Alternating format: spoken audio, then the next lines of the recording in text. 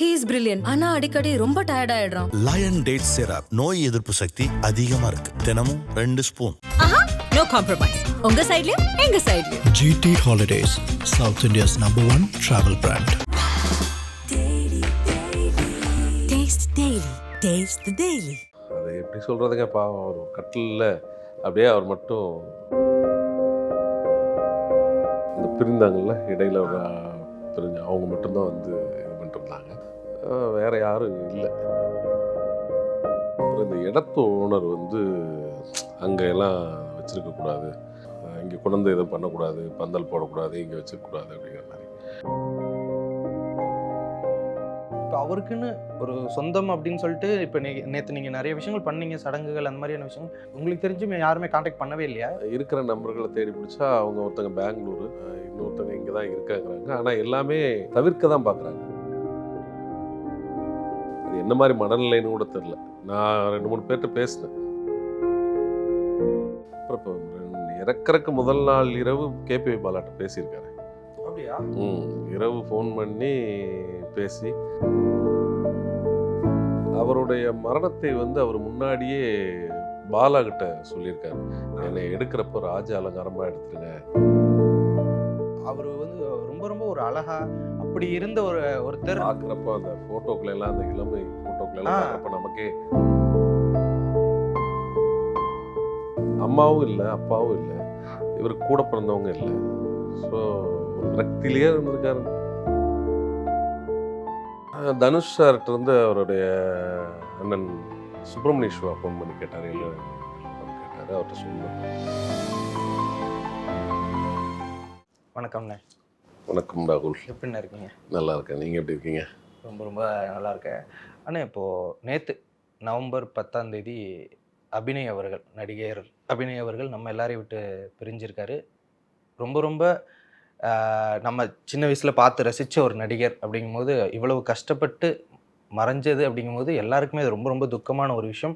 தென் அவருடைய அந்த மறைவு, நீங்கள் தான் கடைசி நேரத்தில் கூட இருந்து அந்த ஒரு அடக்கம் செய்கிறதா இருக்கட்டும், நிறைய விஷயங்கள் நீங்கள் கவனிச்சுக்கிட்டீங்க. என்ன நடந்தது?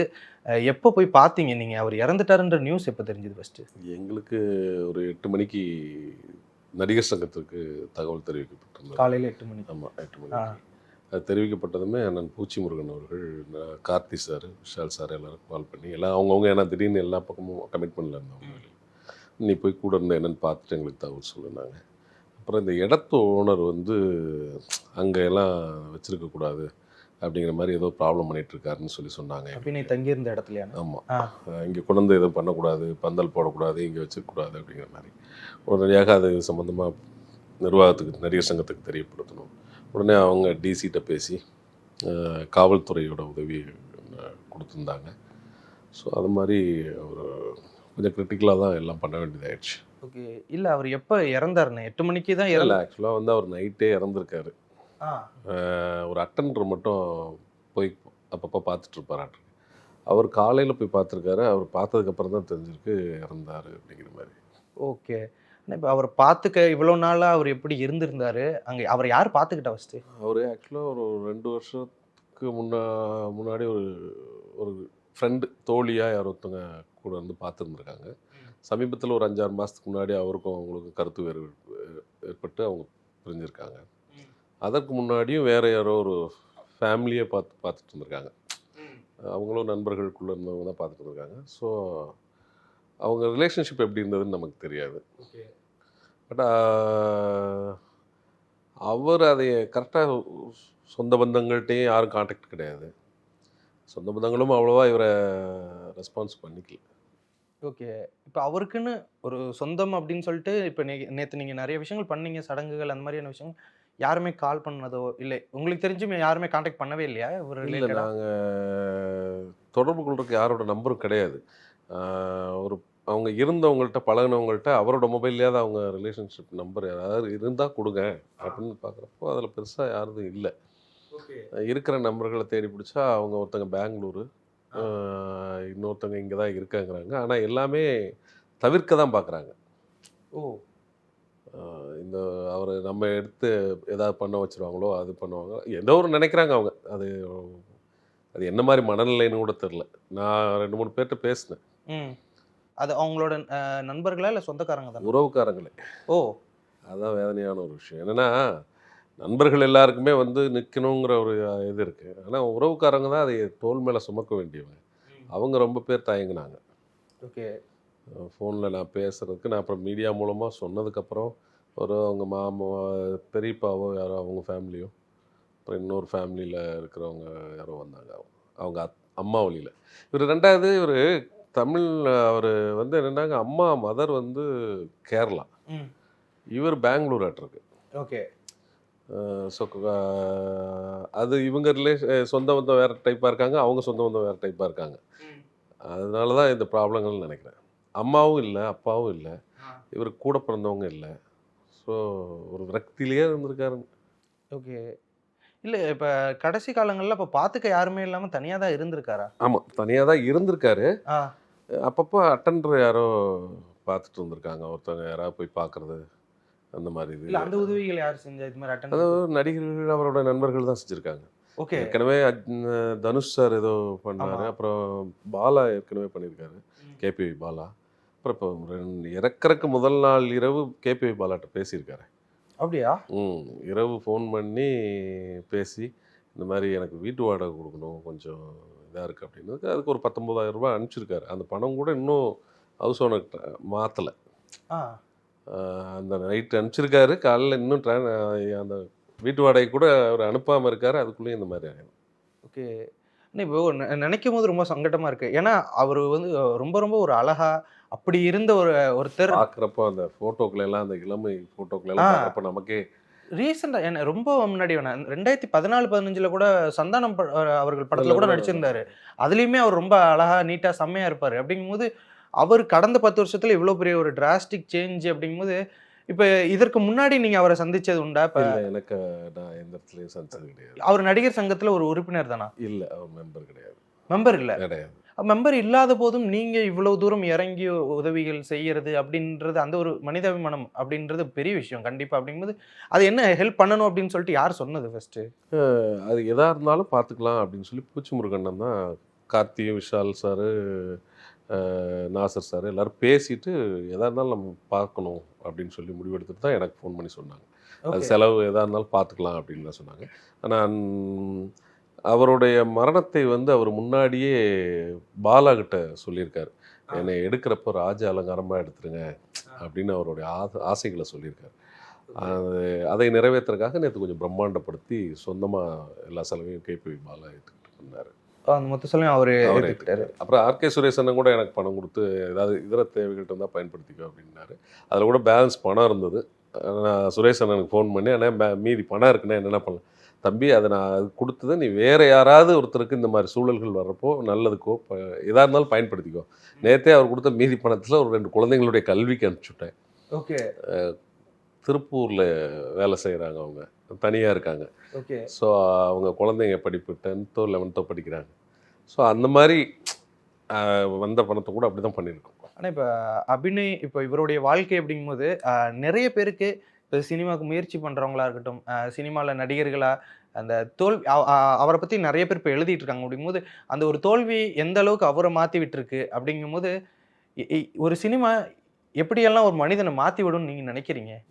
சினிமா தோல்வி வெற்றிங்கிறது இல்லை, அவருக்கெல்லாம் நல்ல வெற்றியாளராக தானே வந்திருக்காரு. அவர் அதை மேம்படுத்துறதுக்கு கொஞ்சம் போராட்டங்கள் இருந்து தான் ஆகும். எல்லாருக்கும் ஒரே நாளில் எல்லா விஷயமும் நடந்துறது இல்லைல்ல.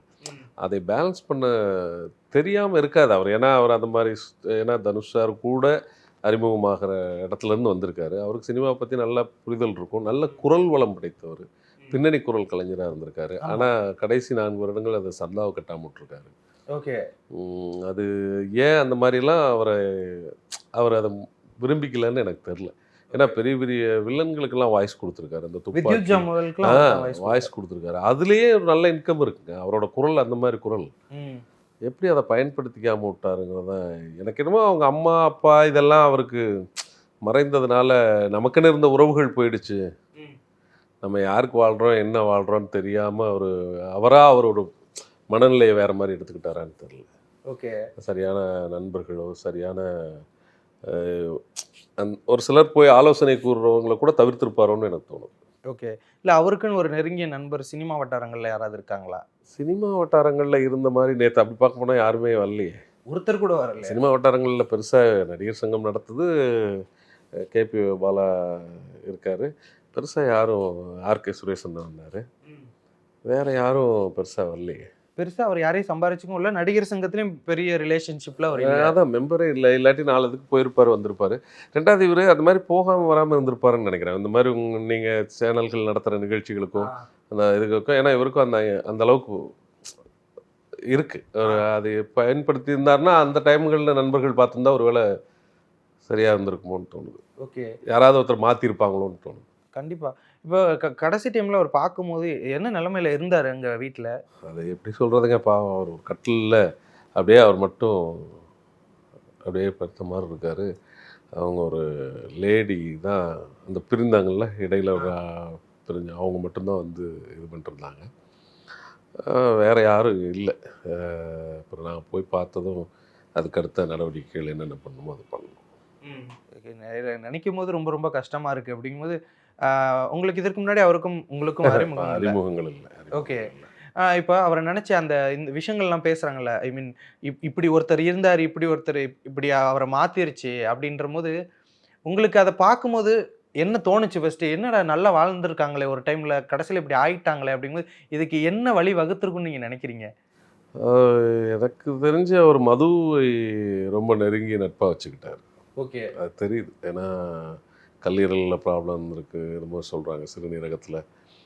அவரோட டெத் சர்டிஃபிகேட்லேயே அதுதான் போட சொன்னார். ஒரு டாக்டர் வந்திருந்தார், அவருக்கு ரெகுலராக பார்த்துக்கிறவராம்மா. அவர் சொன்னார் இந்த மாதிரின்னாரு.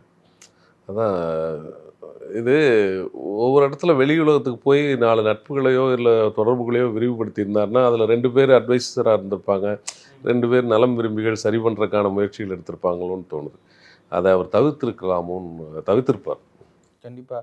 கடைசியாக என்ன பேசினார் பாலா அவர்கள்ட்ட? பாலா நேற்று ரொம்ப உடஞ்சி போயிட்டு அழுதுட்டு இருந்தாரு. பாலா கிட்ட முதல் நாள் பேசி பணம் கொடுக்குறக்கு அனுப்பிச்சி விட்றாரு. காலையில் அந்த பணம் கூட போய் சேரல, அவர் இறந்துட்டாருங்கிற செய்தி பெரிய வழி தானே. இந்த பாலா கிட்ட ரொம்ப ரிலேஷன்ஷிப்பாக இருந்திருக்காரு. இந்த சமீபத்தில் ஒரு 2 வருடங்களுக்குள்ளேயா இல்லை இந்த 1 வருடத்துலையான்னு தெரில, ரொம்ப நட்பில் இருந்திருக்காரு. ஓகே. ஆனால் எனக்கு இந்த இடத்துல வந்துட்டு இப்போ நம்ம ஒருத்தவங்க வந்து மெம்பராக இருந்தால் தான் வந்துட்டு அதை கவனிப்பாங்க அப்படின்ற மாதிரி நம்ம நிறைய சங்கத்தில் கேள்விப்பட்டிருக்கோம். அப்படிங்கும்போது மெம்பர் இல்லைனாலும் பரவாயில்ல, மனிதாபிமான அடிப்படையில் அவரும் ஒரு நடிகர் தான் அப்படின்னு சொல்லிட்டு நீங்கள் போய் ஹெல்ப் பண்ணுறதாகட்டும். நடிகர் சங்கம் அந்த சங்கம் எப்படி செயல்படுது, இப்படியான ஒரு நல்ல ஒரு கோட்பாடுகளோடு செயல்படுறதுக்கு யார் காரணமாக இருக்கா? நிர்வாகம்தான். அதாவது என்னென்னா, ரொம்ப பேர் ஊடகங்கள், பத்திரிகைகள், அந்த ஃபேஸ்புக் இதில் எல்லாம் பார்த்தீங்கன்னா சங்கங்கள் என்ன பண்ணுது, நடிகர்கள் என்ன பண்ணுறாங்கங்கிற ஒரு பெரிய வன்மமான வார்த்தைகளை விடுறாங்க. ஆனால் எவ்வளோ விஷயம் பண்ணுறாங்கன்னு குறிப்பாக சொல்ல போனால் மீடியாக்கே தெரியாது, பத்திரிகை ஊடகங்களுக்கே தெரியாது. நம்ம எங்கே போகிறோம், ஒரு பெரிய நடிகர் இறந்தால் அந்த இறப்புக்கு அத்தனை ஊடகங்களும் போய் நிற்கிது. அதிலிருந்து ஒரு நாடக நடிகரோ இல்லை அதிலிருந்து ஒரு லைட்மேனோ ஒரு இந்த மாதிரி ஃபைட்டர் யூனியன்லையோ இப்படி யாராவது ஒருத்தங்க இறந்தால் அதுக்கு நம்ம ஊடகங்கள் முக்கியத்துவம் தர்றதில்லை. அதனால் அவங்கள பற்றி தெரியாது. அவங்களுக்கு எந்த நடிகர் எவ்வளோ ஹெல்ப் பண்ணியிருக்காங்க, அவங்களுக்கு என்ன சங்கம் என்ன பண்ணியிருக்கு அப்படிங்கிறது தெரிய வர்றதில்லை. குறிப்பாக இந்த ஒரு வார்த்தையை சொல்லிடுறாங்க, சங்கங்கள்லாம் என்ன பண்ணுது, கோடி கோடியாக சம்பாதிக்கிறாங்க. அப்போ அவங்க உழைச்சி எவ்வளோ நல்லது பண்ணுறாங்கங்கிறத எங்களை போன்றவங்களுக்கு தெரியும். சமீபத்தில் எவ்வளவோ பண்ணியிருக்கோம். இப்போ கோயம்புத்தூரில் ஒரு விபத்து, அவர் நடிகர், நாடக நடிகர், ஒன்றுமே வருமானம் கிடையாது, நாடகம் நடிச்சது போக கட்டட வேலைக்கு அதுக்கோ போயிட்டு இருந்திருக்காரு. அவர் ரோடை கிராஸ் பண்ணுறப்போ ஆக்சிடெண்ட்டில் இறந்துட்டார். அங்கே யாரும் இல்லாமல் இருக்காங்க. நாங்கள் இங்கேருந்து நான் அந்த பக்கம் ஷூட்டில் இருந்தேன்.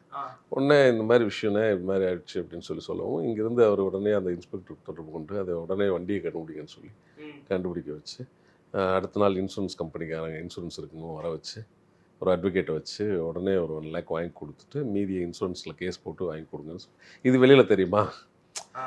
இந்த மாதிரி எவ்வளவோ நிகழ்வுகள். மருத்துவமனையில் கேட்டிங்கன்னா தெரியும், ராஜீவ்காந்தி மருத்துவமனையோ இல்லை ஓமந்தூரார்லையோ கேட்டிங்கன்னா தெரியும், எத்தனை நடிகர்களுடைய உயிர்களை காப்பாற்றி கொண்டு வந்துட்டுருக்கோம், எத்தனை குழந்தைகளுடைய உயிர்களை காப்பாற்றிட்டு இருக்கோம்னு. அதுக்கெல்லாம் உண்மையிலே சொல்லப்போனால் அண்ணன் பூச்சி முருகன் அவர்கள் இந்த தருணத்தில் நான் நன்றி சொல்லி ஆகணும். ஏன்னா அவருக்கு ஒரு பொலிட்டிக்கல் இது இருக்கிறதுனால எங்களுக்கு கொஞ்சம் அதெல்லாம் ஈஸியாக இருக்குது. அதை உடனடியாக அந்த மருத்துவமனைக்கு அணுகி அவங்களுக்கு மேல் சிகிச்சை எடுத்து காப்பாற்றப்பட்டு கொண்டு வரோம்.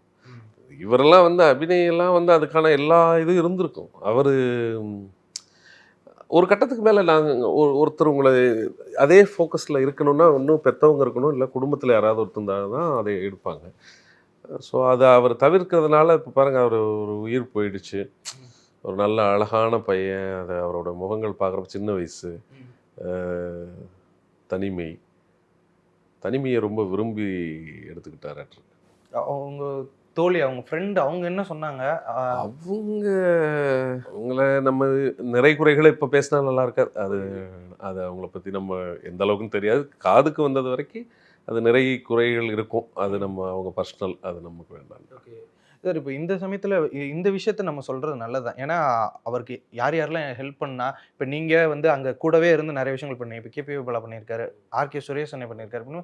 நம்ம அதை தெரியப்படுத்துறது நல்லது தான். ஏன்னா இல்லை, அது கண்டிப்பாங்க. அது யார் கொடுத்தா, இல்லை யார் நலம் விசாரிச்சா, ஃபோன் பண்ணி நல்லபடியாக முடிஞ்சா, பார்த்தீங்களா பண்ணீங்களான்னு ஏதாவது நடிகர்கள் விசாரிச்சாங்களா? தனுஷ் சார்கிட்ட வந்து அவருடைய அண்ணன் சுப்பிரமணியஸ்வா ஃபோன் பண்ணி கேட்டார், என்ன நிலவரம்னு கேட்டார். அவர்கிட்ட சொன்னோம். அவர் எங்கேயோ வெளியில் இருக்காருன்ட்டு அவர் வர முடியலன்னு அவங்களுடைய நிகழ்வை சொன்னாங்க. அது போக அவங்களால என்ன முடியும்னு பார்க்குறோன்னாங்க.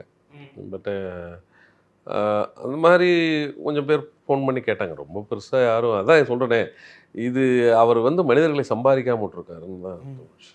கண்டிப்பாண்ணே.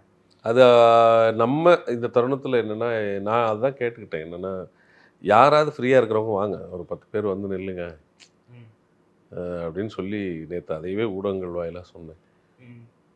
ஏதோ ஆனால் அவருக்கு யாரும் அவர் என்ன கனவு கண்டு ஒரு வேளை இறந்தால் நான் இப்படி தான் எடுத்துகிட்டு போகணுன்னு கனவு கண்டாரோ அந்த கனவை நிறைவேற்றிருக்கும். வாழ்கிறப்ப நிறைவேற்ற முடியலங்கிறது தான் வருத்தம். வாழ்கிறப்ப நிறைவேற்றுறதுக்குன்னா அவங்களும் ஒத்துழைப்பு கொடுக்கணும். இப்போ நீங்களே இருக்கீங்க, நீங்கள் எங்களுக்கு ஒத்துழைப்பு கொடுத்தீங்கன்னா தான் உங்களை அடுத்தடுத்து கொண்டு போய் ட்ராவல் பண்ணுவாங்க. இப்போ பாலாவே இருக்காருன்னா பாலா அவருடைய உழைப்பை கொண்டு வந்து ஊதியமாக கொண்டு கொடுக்கலாம்.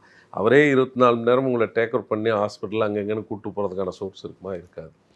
ஸோ அதையே அவர் இத்தனைக்கும் அட்டெண்டர் வச்சுருக்காங்க, மருத்துவர் அடிக்கடி வந்து பார்த்துட்டு போயிட்டுருக்கிறக்கு வச்சுருக்காங்க.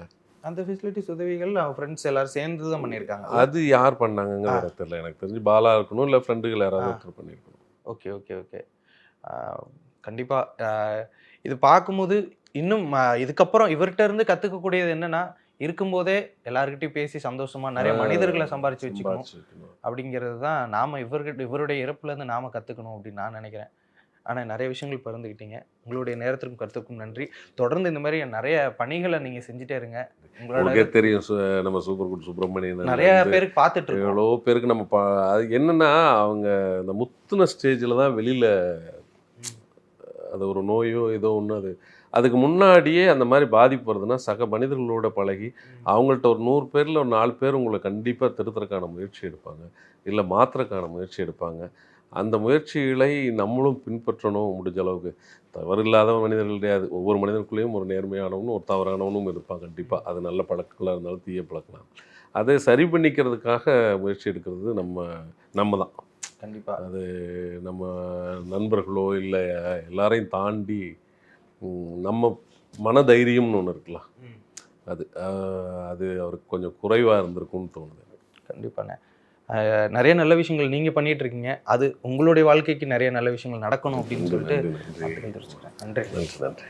He is brilliant. ஆனா அடிக்கடி ரொம்ப டயர்ட் ஆயிடுறான். லயன் டேட் சிரப் நோய் எதிர்ப்பு சக்தி அதிகமா இருக்கு. தினமும் 2 ஸ்பூன். No compromise. உங்க சைடுலயும் எங்க சைடுலயும். GT Holidays, South India's #1 travel brand. Taste the Daily.